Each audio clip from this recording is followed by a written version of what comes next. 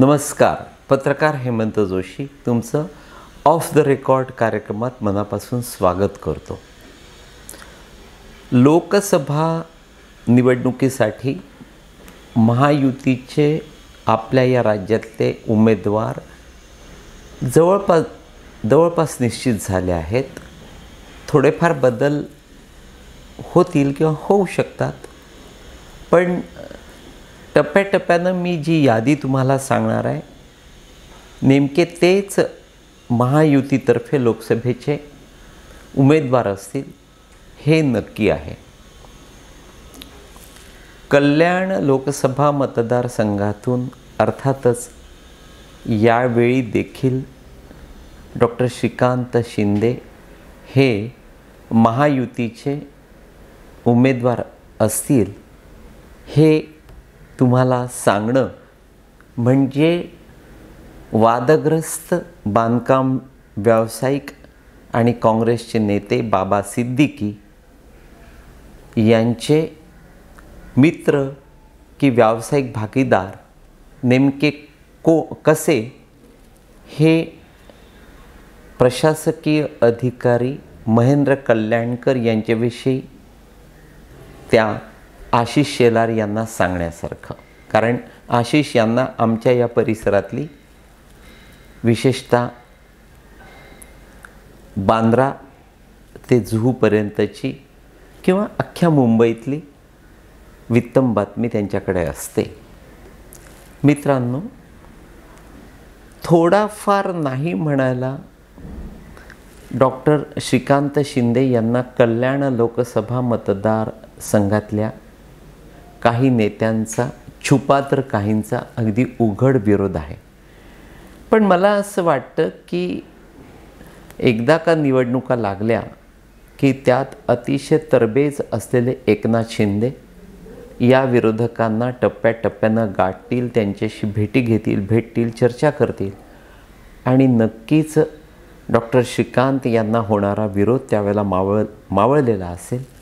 श्रीकांत हे नक्की निवडून येतील आणि पुन्हा एकदा पुढले खासदार असतील. त्याचप्रमाणे चंद्रपुरातून मंत्री सुधीर मुनगंटीवार यांचं नाव जवळपास निश्चित करण्यात आलेलं आहे. आणखी एक महत्त्वाचा मुद्दा मला असं वाटतं की का कोण जाणे, पण उदय सामंत आणि किरण सामंत हे कोकणातले पण राज्याच्या राजकारणात चर्चेतले नेते, दोघे सख्खे भाऊ, दोघांचं आपापसातलं नातं रामलक्ष्मणासारखं. पण त्या दोघांच्या मनात विद्यमान खासदार रत्नागिरी सिंधुदुर्गचे विद्यमान खासदार उद्धव सेनेचे विनायक राऊत यांच्याविषयी राग आहे, नफरत आहे. नेमकं एकनाथ शिंदे यांना देखील विनायक राऊत डोक्यात बसलेले आहेत. एकनाथ शिंदे यांना देखील विनायक राऊतांविषयी मनात राग आहे. त्यामुळे गेल्या काही वर्षांपासून म्हणजे गेल्या 1.5-2 वर्षांपासून सतत उदय सामंत नाही तर किरण सामंत हे लोकसभा म्हणजे सिंधुदुर्ग रत्नागिरी लोकसभा मतदारसंघ पिंजून काढत आहेत. आणि ते एकमेव असे की गेल्या काही महिन्यांपासून त्यांनी थेट अगदी उघड आपण लोकसभेची निवडणूक लढवणार आहोत हे जाहीर केलं आहे, निश्चित केलं आहे, साऱ्यांना सांगून ठेवलं आहे. आणि त्या दृष्टीनंच किरण सामंत हे हा लोकसभा मतदारसंघ पिंजून काढत आहेत.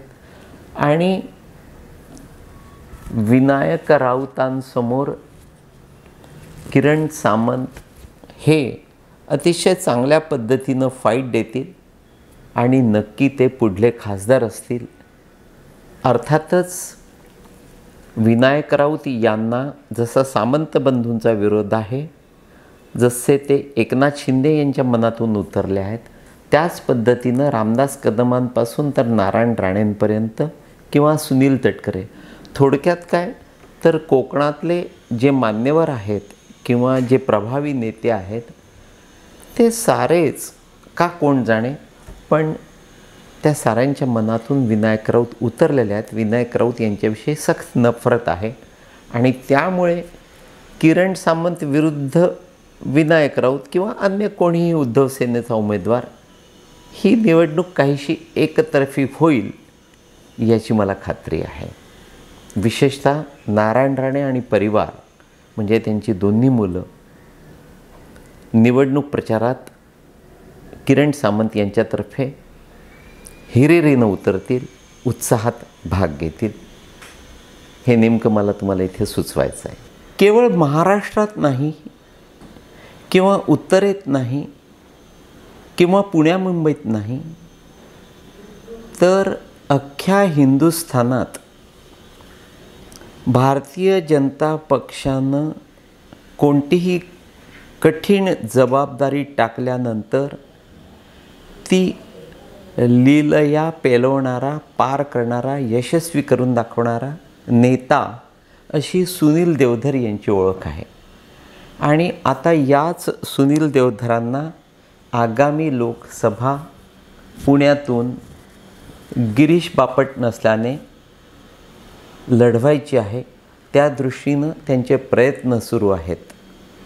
पण सुनील देवधर हे नितीन गडकरी पद्धतीनं आक्रमक आणि काहीशे इतरांना इम्प्रेस करण्यात आघाडीवर असे नेते हे माझ्या माहितीनुसार विनोद तावडे यांनी मोदी आणि शहा यांना नेमकं समजावून सांगितलेलं असल्यामुळे मला असं वाटतं की देवधर यांना भारतीय जनता पक्षाची उमेदवारी मिळविताना काहीसं कठीण होऊन बसणार आहे.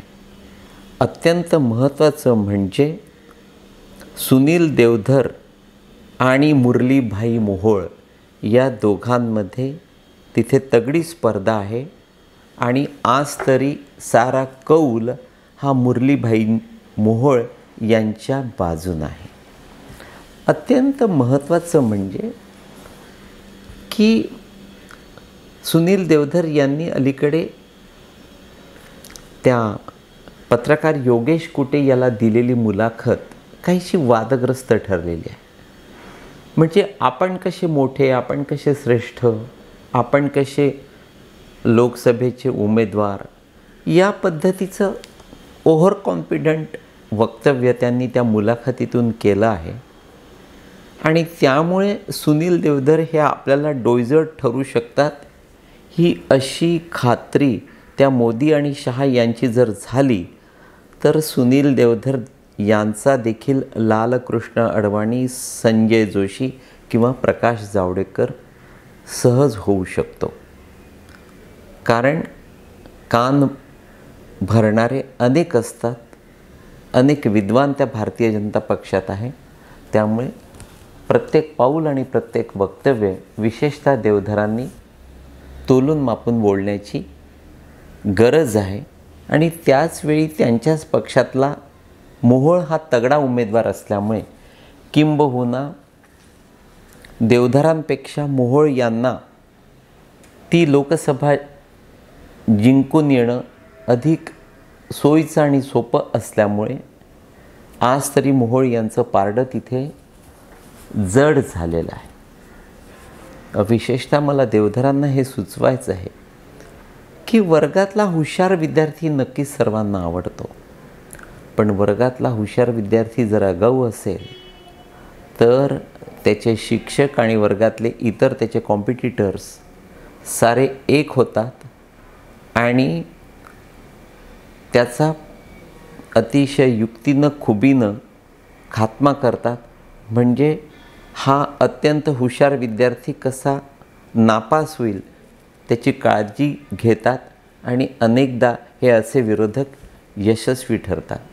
थोडक्यात काय तर सुनील देवधर यांनी जर प्रत्येक पाऊल सावधगिरीनं उचललं तर त्यांना त्यांच्या पुण्याईच्या भरोश्यावर, कर्तृत्व आणि कामगिरीच्या भरोश्यावर नक्कीच भारतीय जनता पक्षातर्फे उमेदवारी मिळेल आणि ते जिंकूनही येतील किंवा त्या पद्धतीचा उत्साह आणि नेमका प्रचार आणि प्रसार करून लोकांची, मतदारांची मनं कशी जिंकायची हे देवधर यांना माहीत असल्यामुळे देवधर किंवा मोहोळ दोहोंपैकी कोणीही एक यावेळी मात्र भारतीय जनता पक्षाचा खासदार नक्कीच तिथून निवडून येईल।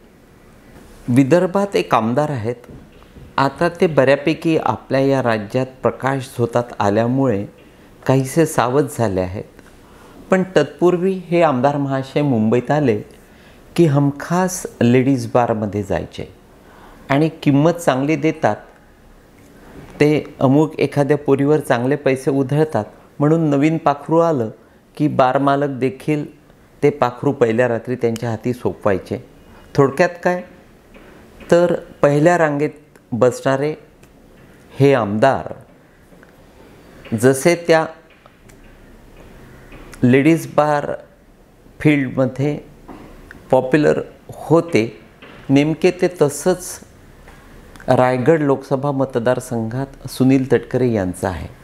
म्हणजे निवडणूक मग ती आघाडीची असेल किंवा युतीची, सुनील तटकरे यावेळी देखील नेहमीप्रमाणे महायुतीतर्फे लोकसभा लढवतील। त्यांचं नाव निश्चित झालेलं आहे। अजितदादांचे ते लाडके आहेत, जवळचे आहेत, जीवलग आहेत, त्यामुळे त्यांच्या नावाला अजिबात विरोध नाही आणि नेमकी निवडणूक कशी जिंकायची हे तटकरे यांच्या डाव्या हाताचा मळ असल्यामुळे यावेळी देखील तटकरे महायुतीतर्फे खासदारकीला लोकसभेचे उमेदवार असतील आणि निवडून येतील। मित्रांनो, अत्यंत महत्त्वाचं म्हणजे की नारायण राणे, माझी माहिती अशी की नारायण राणे हे लवकरच राजकीय निवृत्ती घेतील आणि मला यापुढे लोकसभा निवडणूक लढवण्यात रस नाही हे निलेश राणे यांनी आधीच सांगून टाकलेलं असल्यामुळे मी तुम्हाला सांगितलं आहे की अख्खं राणी परिवार त्या किरण सामंत यांच्या प्रचारात हिरिरीनं भाग घेईल। अत्यंत महत्त्वाचं म्हणजे की गेल्या काही वर्षात विशेषतः नितेश राणे यांना भारतीय जनता पक्षातर्फे मुद्दाम पुढे केलं जातं आणि काहीसे आक्रमक, काहीसे अभ्यासू, स्पष्ट वक्ते, न घाबरणारे, धडाडीचे नितेश राणे हे निलेश आणि नारायणराव यांच्यापेक्षा देखील आपल्या या राज्यातल्या भारतीय जनता पक्षातल्या ज्येष्ठ आणि श्रेष्ठ नेत्यांचे लाडके आहेत, किंबहुना राष्ट्रीय स्वयंसेवक संघाच्या वर्तुळात देखील त्यांच्या नावाची चर्चा असते। त्यामुळे यावेळी जरी जमलेलं नाही तरी पुढल्या विधानसभेला नितेश राणे यांच्यावर भारतीय जनता पक्ष फार मोठी जबाबदारी टाकेल। अत्यंत महत्त्वाचं म्हणजे अगदी 100% नितेश राणे हे आमदार होतील आणि नामदार देखील होतील। माझं वाक्य आजच तुम्ही लिहून ठेवा। अख्ख्या खडसे कुटुंबियाची या दिवसातली राजकीय अवस्था विचित्र आहे, संभ्रमावस्थेत आहे। कारण खासदार म्हणून निवडून आल्यामुळे रक्षा खडसे यांनी भारतीय जनता पक्ष सोडलेला नाही। त्याचवेळी एकनाथ खडसे आणि त्यांची मुलगी त्या दोघांनी राष्ट्रवादीमध्ये प्रवेश केला आणि एकाच घरात राहून वेगळे पक्ष, म्हणजे कीर्तिकरांसारखं ते झालेलं आहे की गजानन कीर्तिकर आणि अमोल कीर्तिकर जसे एकाच कार्यालयात बसतात, पण अमोल हे उद्धव सेनेचे आणि गजानन कीर्तिकर हे त्या एकनाथ शिंदे यांच्या शिवसेनेचे। थोडक्यात काय तर त्यांच्या घरामध्ये ज्या पद्धतीचं गोंधळी वातावरण आहे, नेमका तोच प्रकार खडसे यांच्या घरात आहे. आणि का कोण जाणे, पण त्या रावेर लोकसभा मतदारसंघातून यावेळी गिरीश महाजन यांना 100% उमेदवारी मिळणार आहे. आणि अर्थातच गिरीश महाजन आणि विजयश्री खेचून आणणे हे त्या दोघांचं, म्हणजे विजयश्री खेचून आणण्याचं आणि गिरीश महाजन यांचं घट्ट नातं आहे.